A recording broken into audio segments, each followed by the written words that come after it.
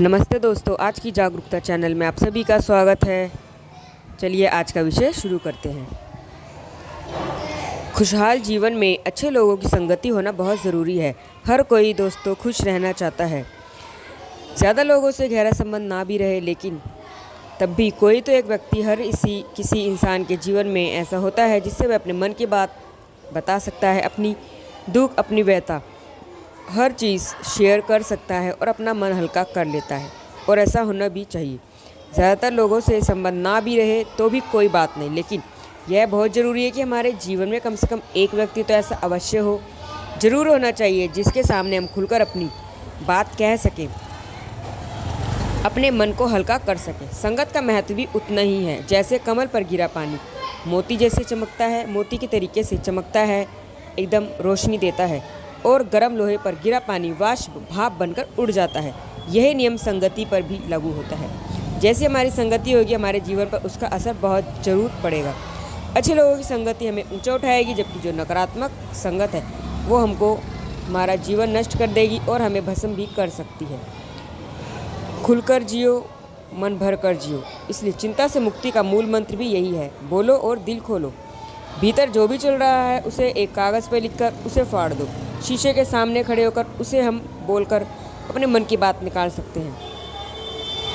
या जो भी हमारा कोई करीबी मित्र, दोस्त, घर परिवार के सदस्य हैं, उनसे अपने दिल की बात कह डालो, जो अंदर से खाली हमको कर देगा और हम फिर अपना आराम से जीवन आगे बढ़ा सकते हैं।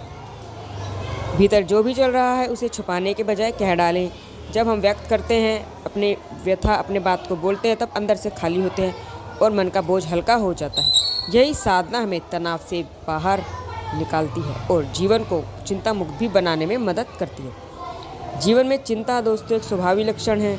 हर किसी के जीवन में किसी न किसी विषय को लेकर चिंता बनी रहती है। कहा भी गया है, चिंता रूपी सांप ने किसी को नहीं छोड़ा।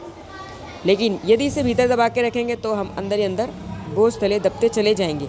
जैसे पानी को बहुत लंबे समय तक रोकेंगे तब कीचड़ जमेगी, मच्छर उसमें पैदा हो जाएंगे।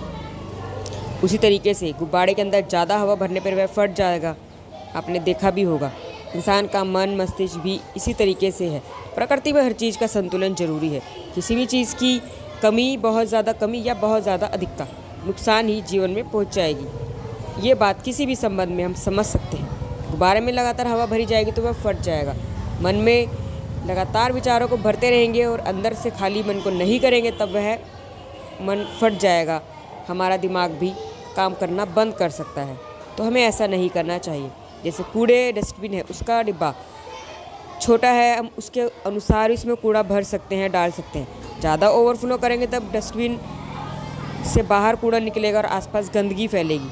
उसी तरीके से हमारे विचार हमारे मन में जितना भरते चले जाएंगे और उनको हम साफ़ नहीं करेंगे तो जो हमारा दिमाग है वह भी कचरे की डब्बा बन जाएगा और हमारा जीवन ठीक से हम जी नहीं सकेंगे। इसलिए अपने मन में अच्छे विचारों को रखिए।